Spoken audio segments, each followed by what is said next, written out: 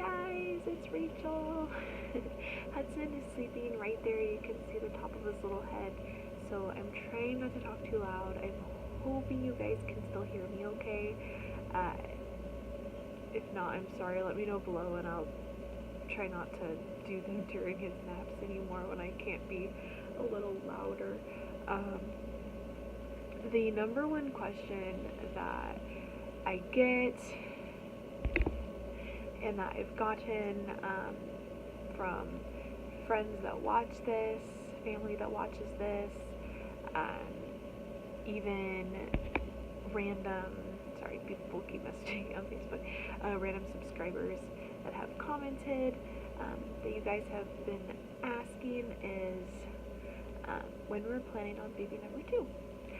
So I am going to answer that question today and give you guys a little bit of a background on when I had Hudson, when I was trying to get pregnant with him. As you guys know that have been following me for a while, I have PCOS, I have a bicornuate uterus, and I have gotten an HSG, and I had a blocked tube, which can be like a permanent issue, or it could have just been the timing. So with my son, when we were trying to get pregnant with him, I had been seeing an OB that specialized in infertility. It wasn't an infertility clinic, it was just an OB that specialized. You have to be like referred to the infertility places, and he didn't refer people unless it was like last resort, because obviously he wanted the business. He's snoring. Obviously he wanted the business. He's one of the less reputable doctors in town, and I didn't know until after the fact. I'm just glad he wasn't the one that delivered Hudson, and not the one that I saw during my pregnancy with Hudson. I don't know if I really ever talked about him, but he's a C-section happy doctor, and he's not very in it for the patients. He's more in it for the money.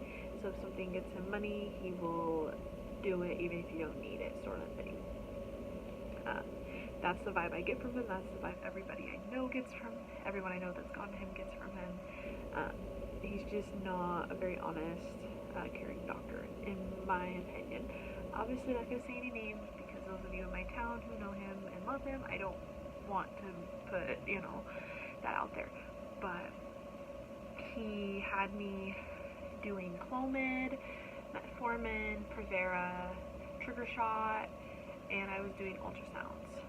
I went through that, different mix-ups of it for several months. We had been trying for a total of 2 years, and it just wasn't working. We decided to take a break, and we were going to start IUI process, which was basically all that added on with an IUI. And all that stuff is expensive. Oh my gosh. Like, we were spending $800 a month before, like, IUI or anything. But the month we were taking a break to save up for the IUI, I got pregnant. And now I have this little boy. So everything worked out great. He's perfect. I grew up an only child. I had a half sister, but she's 9 years older. She didn't really live with us. She lived with her mom. So I was basically an only child. Now we're close, but we weren't, when I was younger.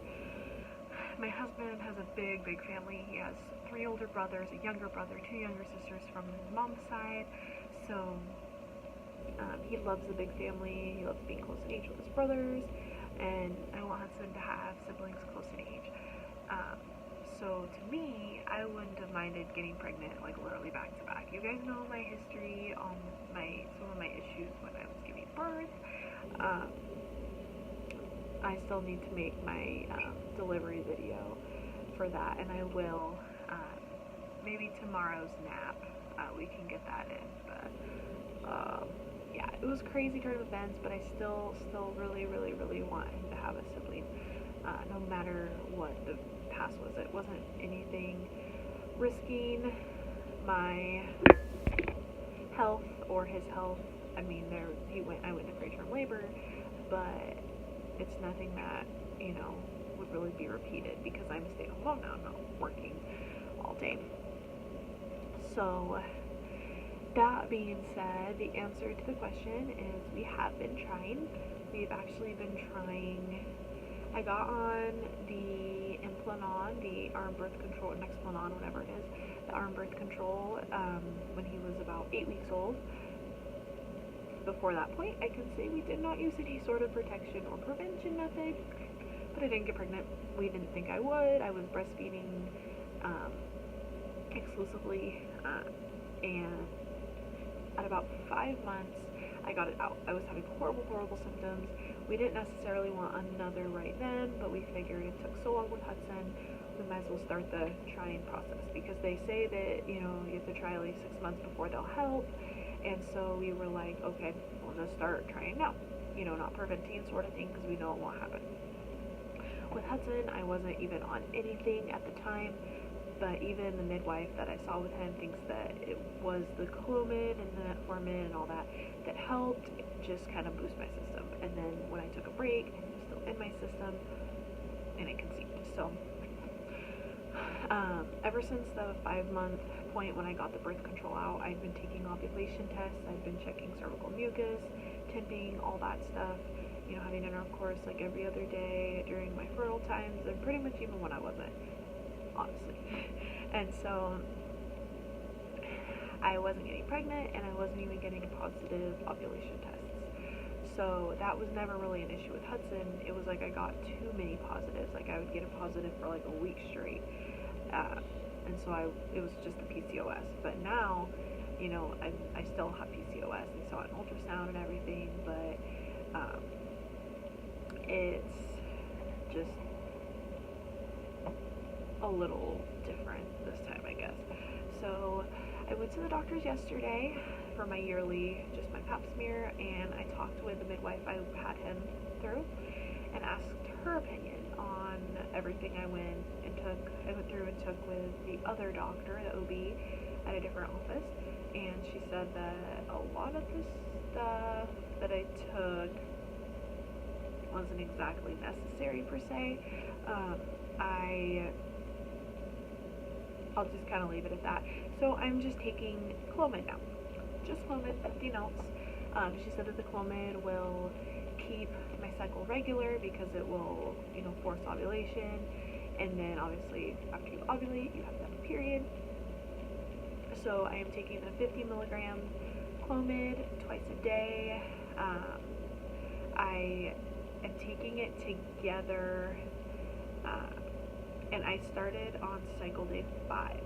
She said to start on cycle day 3, but my appointment was actually on cycle day 5, and you technically can start on 5. It's just you have to take it for 5 consecutive days, twice a day, and then you technically ovulate, I think, like 5 to 7 days after your last pill, I think it is.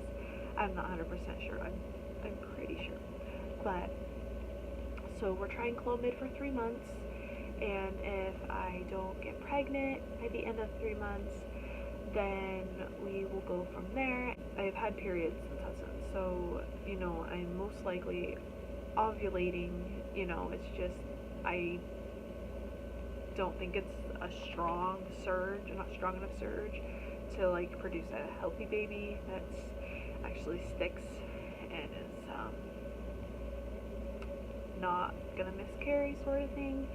So yeah, I think that's pretty much it. I am on day 2 today. I will keep you guys updated every step of the way this entire journey. Again, like I did my best to with Hudson, and it should be easier now that I'm a stay-at-home mom. It'll be easier to keep you guys updated on everything. So that is about it. I am nervous, I'm excited. I am mainly excited. I'm just gonna kind of ride with the waves this time. I'm not gonna get too deep into it. I ordered ovulation tests. I am gonna take ovulation tests to make sure I do ovulate with a Clomid. Maybe boy's waking up. To make sure I do ovulate with a Clomid, but otherwise we're just gonna do our best to have fun with it. So thank you guys so much for watching and sticking around, and waiting for me to answer the question that's been asked so much. I've just been wanting to wait until we were officially, trying, on the infertility meds and such. I know that that played a big part with Hudson, whether I got pregnant on them or not, so I'm gonna grab him so he can say bye to you guys. And look, crazy nap hairs. Oh, wanna say bye to everybody? Say bye bye. Oh, he just woke up, being shy. Bye bye. Bye. Say bye. Bye guys.